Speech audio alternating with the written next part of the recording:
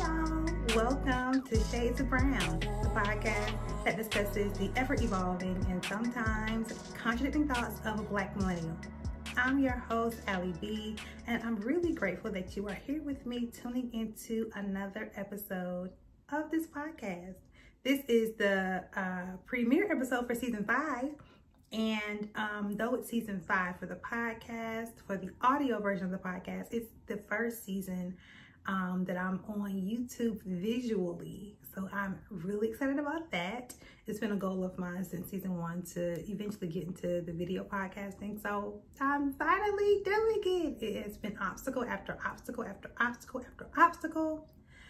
But we made it. We made it. We made it. We survived. Cue Hezekiah Walker. Yeah, so welcome to season 5, y'all. So when I first started this podcast, I did so wanting to create a space where it was okay to not have all the answers. We're constantly inundated with information and opinions from all the experts on all of the things. Every week we're learning about, another way we think wrong, behave wrong, believe wrong. It's always someone coming to us with the answers. Do this, think this way, believe this way, choose this way. And over here, I just want us to be okay with embracing the gray and leaning into curiosity. In season 5, you may hear me say things in regards to where I stand or what I'm figuring out that may differ from what I may have spoken about or what I may have stated in earlier seasons, such as season 1 or 2, right? I've changed my mind on some things because I'm ever evolving, and so are you, and I think that's okay. So I wanted to sort of kind of reintroduce myself in this podcast before we deep dive into season 5 and all that it will bring. Season 5 does have a new segment that I'm excited about called Shades of Dating. And of course we'll still have Let's Unpack It, because we're gonna unpack the things. Okay? And that's what I do. We're gonna unpack and unlayer and dig and dive. Because I live in the deep waters. Y'all know. For this first episode of season 5, I wanted to do something a little bit differently, which is to do a Q&A episode. So this will be Let's Unpack It Q&A edition. So let's get into it. I asked my followers on social media to send in some questions, and the following is what I received. So yeah, I'm gonna answer these questions. All right, let's go. The first question, what passion project are you currently working on?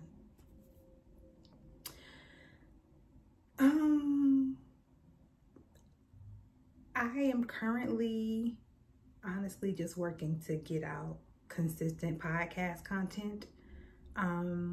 So I do not have a project that I'm currently working on. I have several projects in the queue, several that I have began and not finished, several that are on my idea list, several that I do want to see, fully executed. But the space I'm in, I have limited capacity. So not a ton of passion projects that I'm actually working on. But hopefully maybe, sometime in 2023, I'll get back to those, and hopefully I'll have some more, something more to share then. But as of now, it's just this. Shades of Brown is my baby. Next question. What are some new items on your bucket list? And this includes travel destinations too. I really want to, before this year is out, before 2022 ends, I really want to learn how to swim. And really want to learn how to shoot. So yeah, there's that. I am currently searching for, like, you know, the proper or the best fit gun for me. Something that's small that I can carry, of course, in my purse, and something that is not so intimidating. That's what comes to the top of my mind when I think of like bucket list items. I really, really, really want to learn to swim, and learn how to shoot and not be afraid of the sound and the feel and the sensation, all of that. So yeah, as for travel destinations, I really want to go somewhere everywhere. Like I really want to go everywhere. I really, really do. I don't have any particular place that I'm planning towards, like in the next 6 months. Or let me back up. I don't have any international destinations that I'm planning for in the next 6 months that I have not gone to yet, or the next, you know, year or so. But I want to go somewhere everywhere. But when I think bucket list though, like if I couldn't get to all the places I wanted to go to, but I had to choose, I don't know, 2 or 3 places, like before I left this world, where I definitely want to go. That's definitely to West Africa, Ghana, Nigeria. Actually, there's several places along the West African coast I want to go to. And I would love to go to Thailand and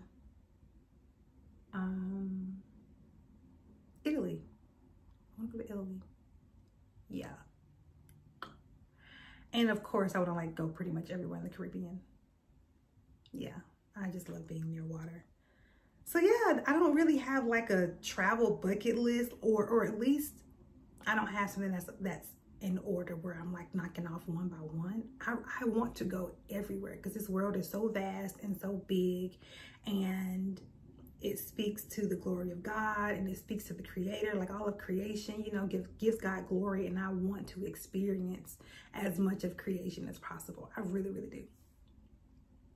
So yeah, I mean, that may not answer your question. I hope it does. Maybe it was a roundabout way or a long-winded way of answering it, but hopefully I did. So yeah, that's that.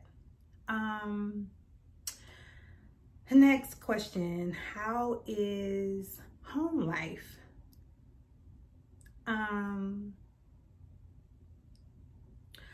life is better. Home life is better. I am currently still living in Alabama, back home in Dothan, Alabama. For those who are not familiar with my transition in the past couple years, in season 4, I talked about my transition from Nashville to Alabama, moving back home. So quick context, because I don't want people to be confused, like, what do you mean, what's home life like? Anyways, so at the end of 2020, I left my corporate job and I moved back home with my parents. Yeah. And so I got back to Alabama December 2020. It is currently September 2022. Whew. And so it's going on 2 years.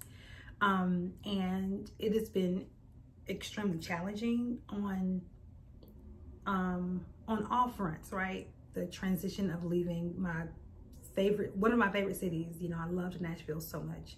The transition of, you know, leaving my job, which I'll get into later because I actually end up going back to my job. Praise him. Insert praise break here. Huh? Won't he do it?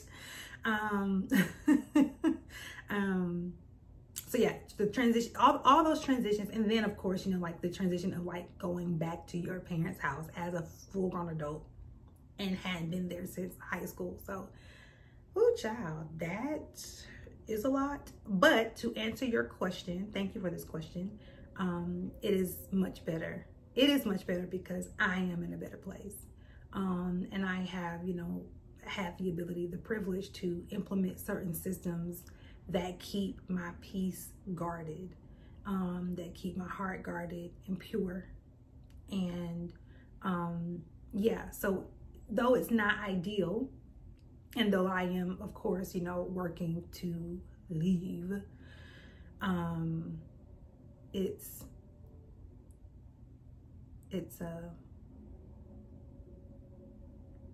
better. Yeah, it's better. I do a lot of getting away. Like, I'm not even in Dothan right now. I'm not recording this in Dothan. I'm gone all the time. Every other week or every, you know, couple weeks, I'm finding a reason to be out of there. So, and that's one of the ways I keep my sanity, keep my peace, is by staying there as little as possible. So yeah, it's better. Thank you for that question. Next question. Your best self. What does she look like? What is she doing? What is she saying? What's the vibe?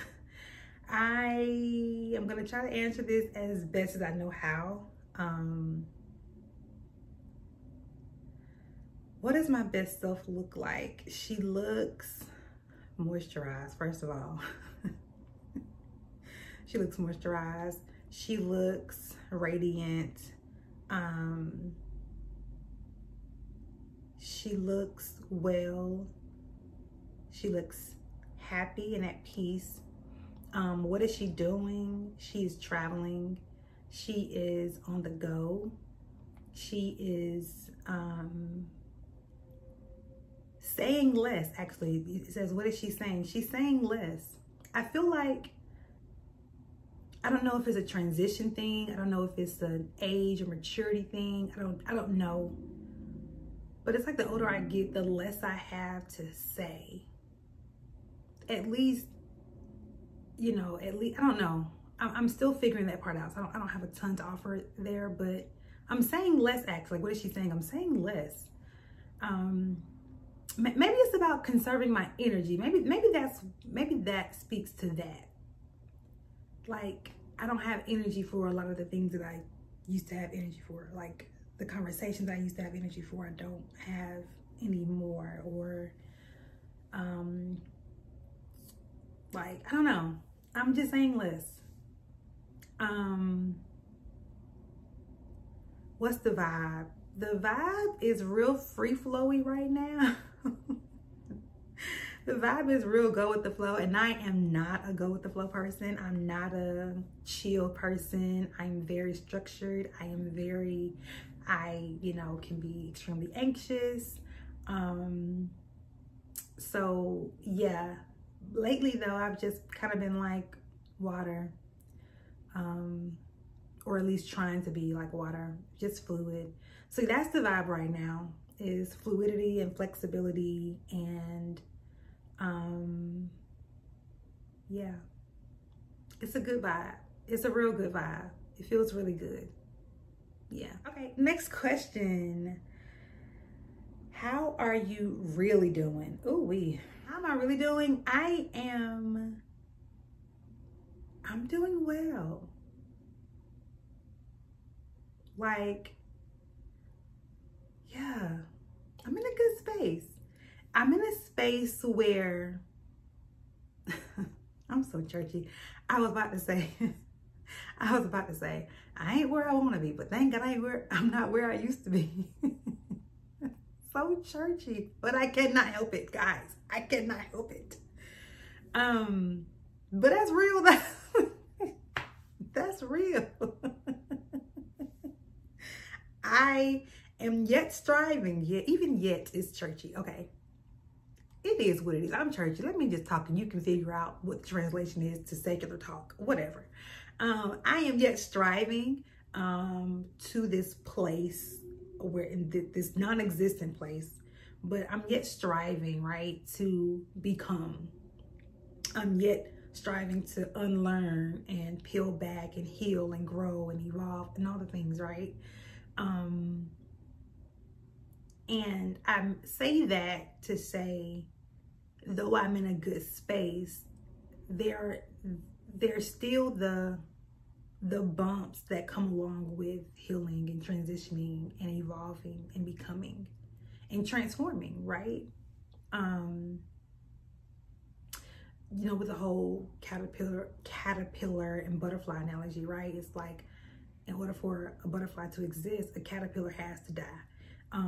So I do feel that I'm in yet another transformation where there are some things dying off and new things being birthed.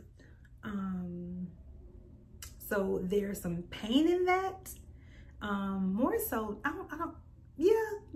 pain. There's some pain in that journey. There's some discomfort. Really, it's discomfort. There's for sure some discomfort. I sometimes have days like, why am I in such a good space, but I feel so blah, or I feel so uncomfortable, or I feel so like today just ain't it, you know? But it's that, this and that. It's the joy and pain, sunshine and rain, right? It's all of that existing together. But overall, I'm really, really, really good.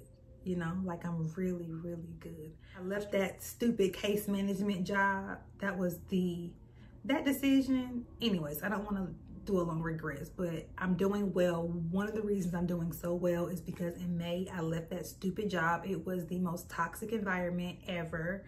And it's crazy because literally, the day, and of course, if you want to know more about that case management job, you may want to go back to season 4 and listen to the earlier episodes of season 4, because I speak about transitioning from my corporate defense contracting job to, you know, being on my own self-employment, and then this opportunity coming up to work in the nonprofit world. And I thought that was my way of giving back, my way of serving my father, because it's his nonprofit. And I don't regret that. I don't regret helping him build something that is dear to him and something that will be a part of his legacy.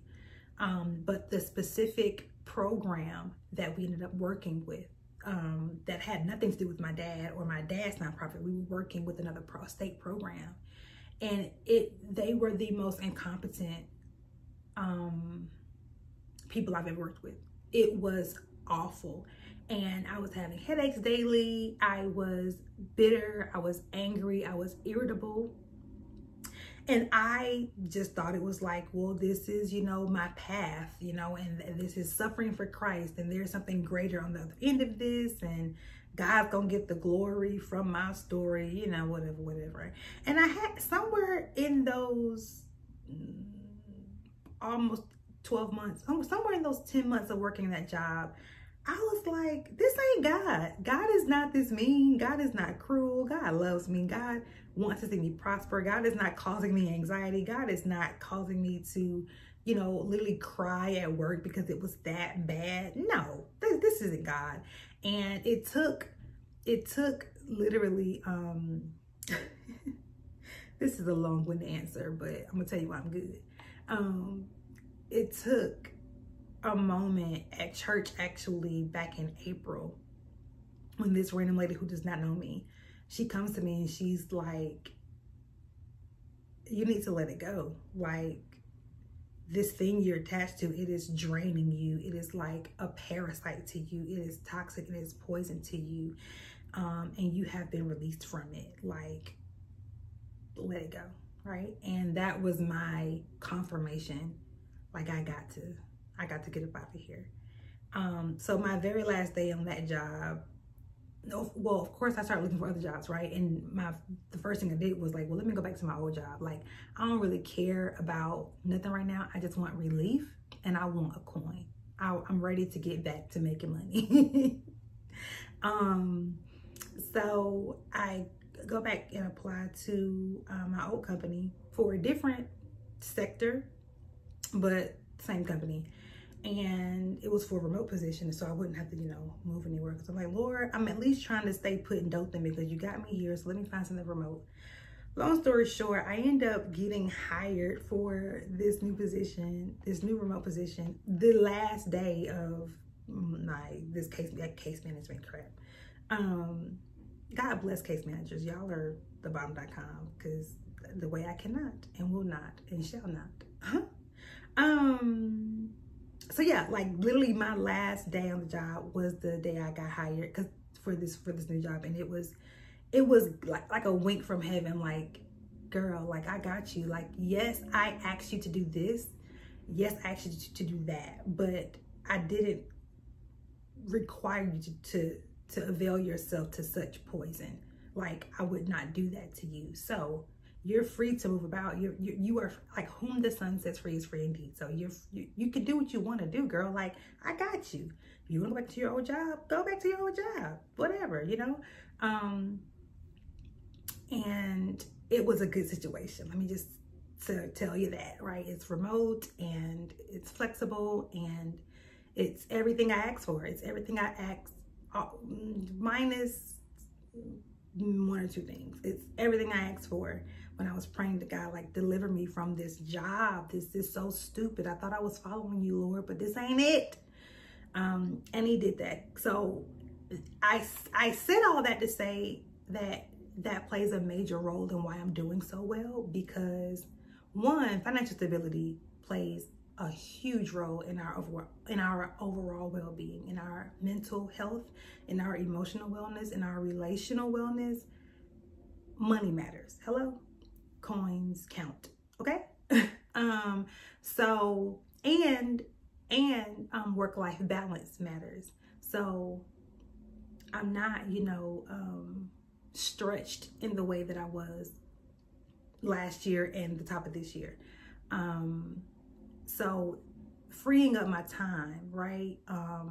And all those things, it has been such a game changer. It has renewed my mind, renewed my hope and strength in ways I can't imagine. And I'm honestly grateful for that break from corporate America, because it made me appreciate the 9-to-5 life a whole lot more. It made me appreciate what so many of us demonize. It made me appreciate it, right? Because I like stability and security. And that self-employment life, that figuring that, all that other stuff I was doing, trying to figure out whatever, I tried it, and I'm back in corporate, and I love it. Listen, give me 9-to-5 all day, every day, as long as I have flexibility. And because the goal, of course, right, is financial freedom, time freedom, location freedom. And with this position, I am getting closer to that goal in every single one of those, right? Time freedom, of course, I don't have like complete time freedom because, I have a set schedule, right?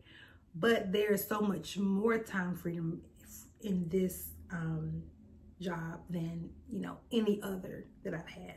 And location freedom, I have that now because it's a remote position. So that's why I'm in such a good space, because my job changed. So I'm good. It's like everything else is minimized. And you know what? I may edit all that out, because that was a very, very, very, very, very long response to your one simple question: how are you really doing?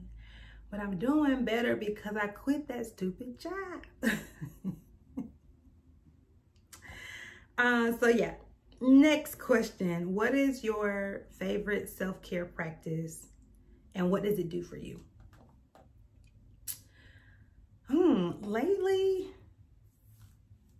Lately, self-care for me looks like movement. So I've come to learn that I really, really enjoy dancing. I really enjoy moving. So sometimes it's a walk on the trail, right? And it's just me and the smells of pine trees and the sounds of whatever is on the trail. And that's been very, very, very beneficial for me in so many ways. And then sometimes it's dancing naked in the mirror, and it is so healing. Something so simple, but it's very, very, very healing. So I've really been enjoying seeing my body in motion and moving more. I'm not the most active person, but over the years, whenever I've had these spurts of like activity where I'm working out all the time or whatever, anytime I would do push-ups, I would always do the girl push-ups, right? Because push-ups are hard, heck. Well, I just started challenging myself to like do the like real ones, like to see how many I can do. And it is something so satisfying when I either get through what is it, a rep or a set? I don't know which one. I be using them interchangeably, but you know what I'm talking about. When I get through a set, yeah.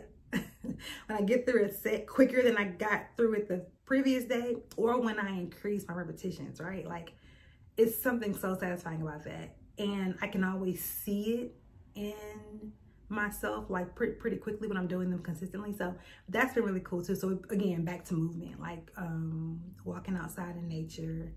And I don't know, like, I've been really enjoying like the smells of nature. I'm specifically on this one trail that I walk as often as I can. It's certain spots on that trail that like I just stop and just smell, like, oh my God, this smells so, like, nature smells so good. Like, oh my God, that really smells good. And it just like, it really excites my senses. So yeah, moving has been my self-care, my favorite self-care practice lately. Like going out and dancing. Like, I grew up really, really churchy. So, you know, the thought of clubbing was like, oh, no, oh my God, that is a sin, girl. You don't go to the club. But it's like, I like dancing. And if I happen to be out with my friends and there's a really, really amazing DJ and we want to dance, I'm like, club or not, I like doing this. I like it, okay? It's a good time. It's a really, really good time until somebody's old grandpa tries to come up behind me, child. That can get a little bit creepy. They just be so close, like, oh, give me some space, please. I feel things I don't want to feel.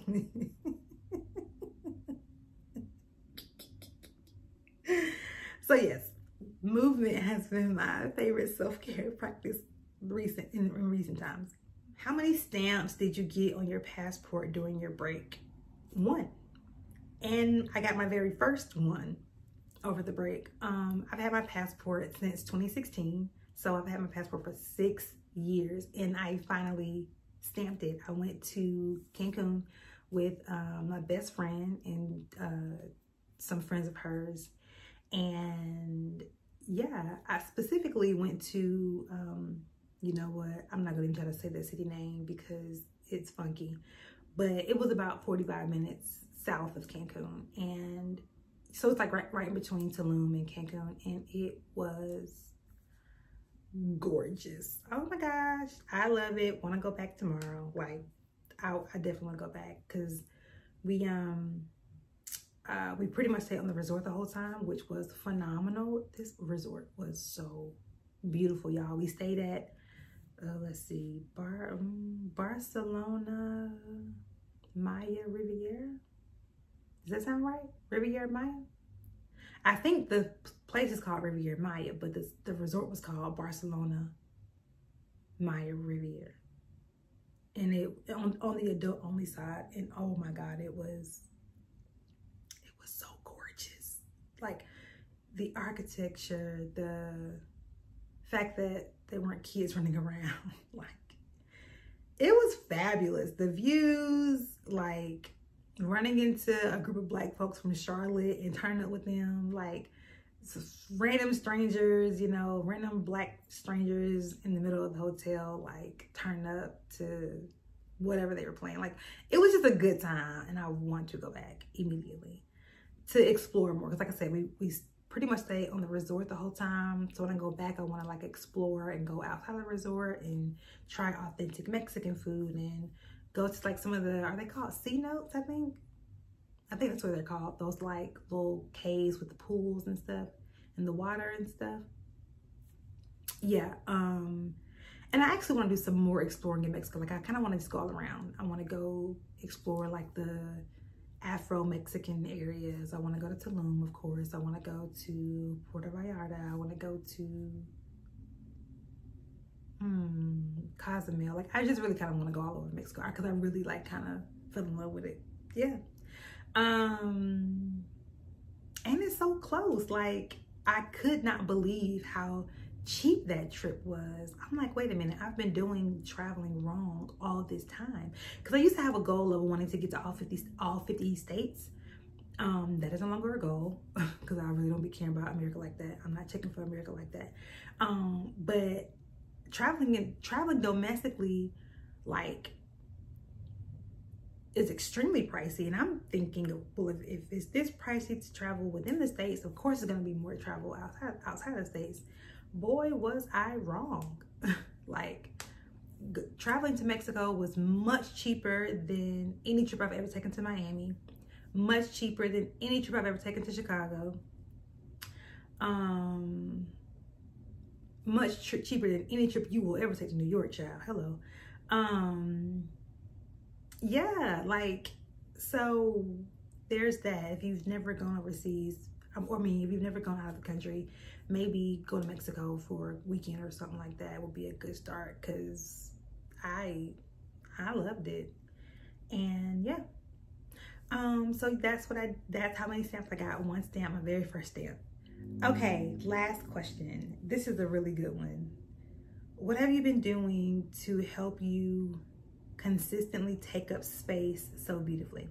First of all, thank you, because there's quite the compliment within this question, and I appreciate it, because I don't always see myself as someone who, you know, is very good at taking up space and being authentic and, you know, standing my ground and being okay with just being me, you know. So I really appreciate that. Thank you. To answer your question, lately I've been more intentional about asking myself what I want. And for some, that could be very simple, that could be very elementary, it could be very organic for you to do that, and very natural for you to do that. It's not for me, because I am a recovering people pleaser.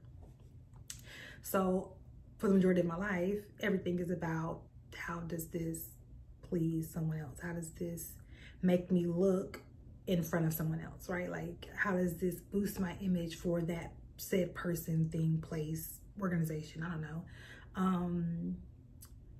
And because of that, I found I found myself in a place not even knowing what I wanted, because I had never even given myself permission to ask, or because it had gotten so hidden underneath what I thought I was supposed to want, or what I thought the other person wanted. So lately I've been asking myself and allowing myself to sit with what I really, really, really want versus what I'm supposed to want. And as I began doing that, there are sometimes shame kind of comes with it, because it's just like, I'm not supposed to want that because I am XYZ, because I am a Christian, because I am a daughter of Zion, because I am the good girl. I hate that term, but you know what I mean. Because I am expected to be this, because I want this, because I desire this, I can't desire that. But lately I've just been like, who said that? Who said that? Who said I can't want that?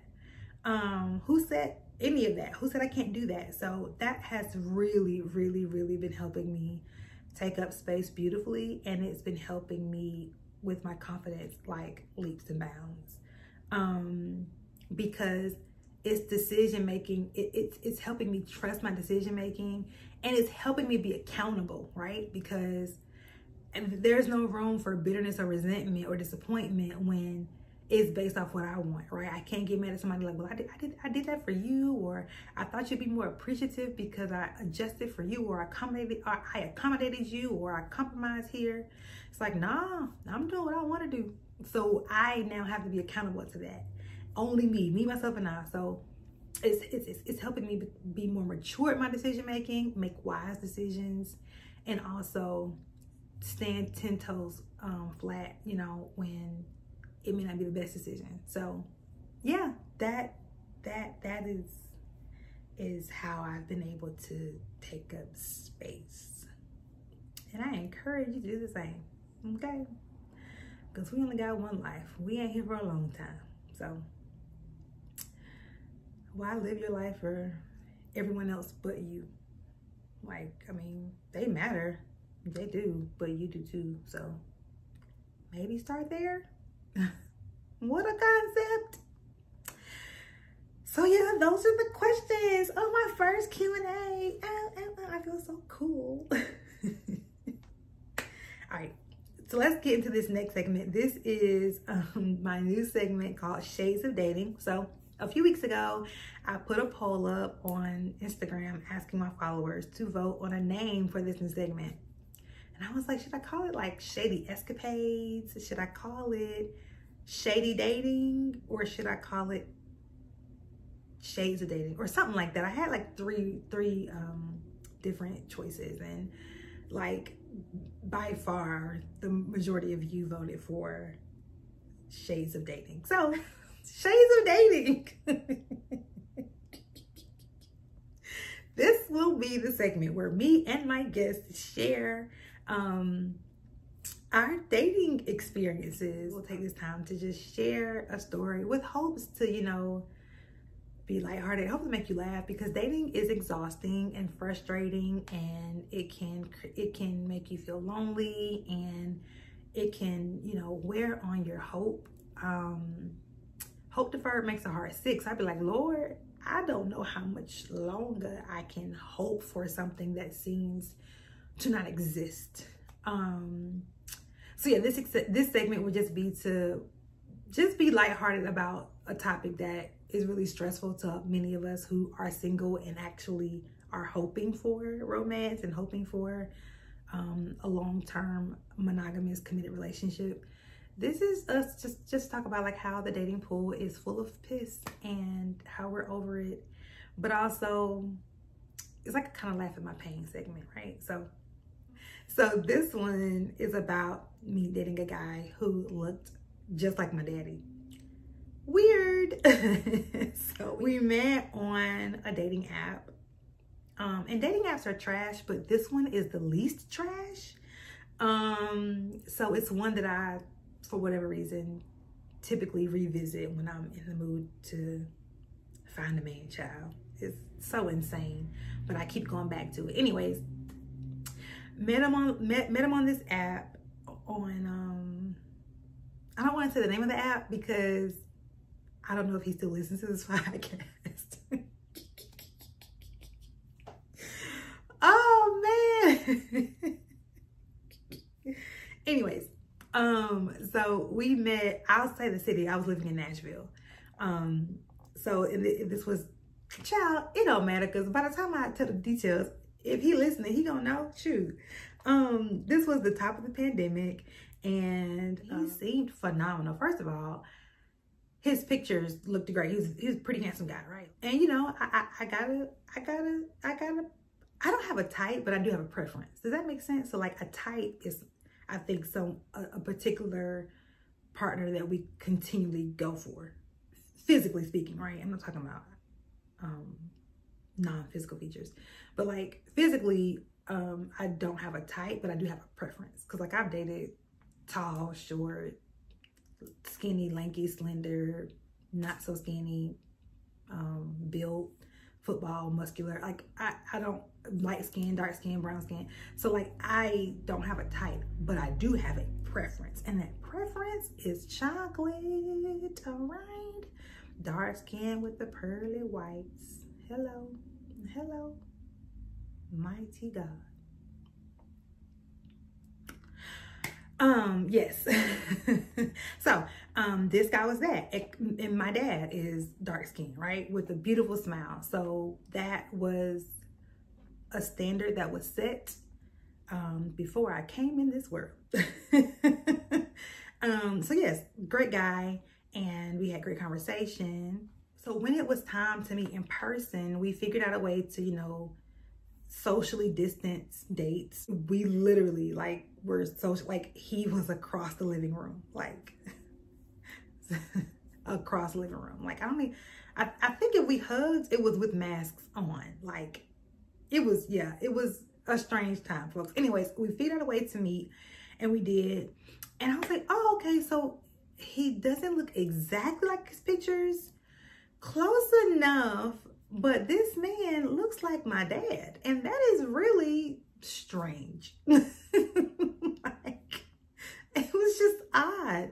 But I'm like, you know, okay, whatever. Like, it's whatever. It wasn't a huge deal in the beginning.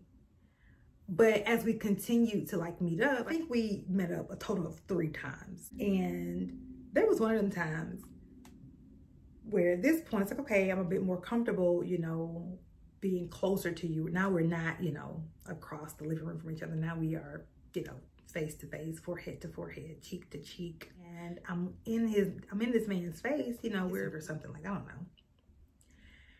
And I was like, oh my God, like I am centimeters away from this man's face, and I cannot get my dad's face out of my mind. Like, this is creepy, okay? Like, this is very, very uncomfortable. There was this moment where I literally was like, whoa. And I didn't say it out loud, but I was like, this is just weird. I don't like this. I can't be, you know, trying to be intimate and romantic and expressive and affectionate when I'm thinking about my daddy. Like, this is strange. I don't like it. I unenroll.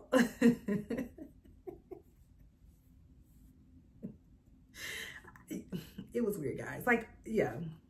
I'm looking at this man's face like, why do you look like William Brown?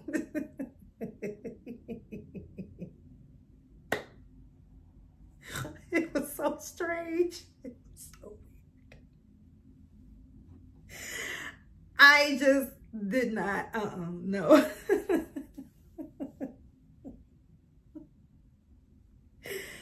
Yeah, no. So that didn't work out. It was a little bit too creepy for me. Like, I love my daddy, but the way I do not want to be thinking about that man when I'm in front of my man, nope, won't be able. So yeah, that's my first edition of Shades of Dating. Yeah. Let's get to Brownie Points. This is the one, outside of Let's Unpack It, this is the one segment that has been consistent since season 1. And I think it's just gonna stay. Like, Brownie Points is a staple. It's just a part, you know, it comes with it. It works. So Brownie Points is back and it's here to stay. So you know what it is. This is the segment where we celebrate ourselves for a victory, whether it is a tiny victory or a very large victory. Give yourself brownie points. Do something as simple as writing yourself a quick memo in your phone or jotting down a note on a sticky note, right? Like, just to appreciate yourself for how dope you are. That's it. Nothing fancy, nothing major. Just give yourself brownie points. Kudos to you for being dope. This week, I'm giving myself brownie points for recording this podcast. You can watch the video prior to this one about the frustrations I've experienced trying to get to this point. It has felt like every obstacle that could present itself to prevent me from getting on YouTube has presented itself. It's just been a lot of challenges technically, even like down to like getting sick, and I still have allergies happening or whatever, but it's like, you know what, I'm just gonna push through. And I'm very proud of myself for finally getting it done, finally getting this episode. And it's something about, like, once you do it one time, you get into a rhythm, into a flow. So everything that comes from, like, everything from this point should be, I'm hoping, will be much easier. It's just about, like, trying to get to a place where you have momentum. You gotta do something first, right? So hopefully this will create some momentum and some consistency. But yeah, I'm giving myself brownie points for doing this because, child, creating content is a challenge. It's enjoyable and I love it, but it is a challenge to actually create the things and all the logistics and stuff. So brownie points to me for finally getting this mug on YouTube. All right, y'all, do the same for yourselves. Show yourself some love. That's all I got for today. So yeah, please follow me on Instagram and Facebook, and of course, please Subscribe to my YouTube channel. If you're watching on YouTube, please subscribe, comment, all the things like. If you'd like to buy some podcast merch, please visit everythingallyb.myspreadshop.com or just click the link in my bio on Instagram or Facebook.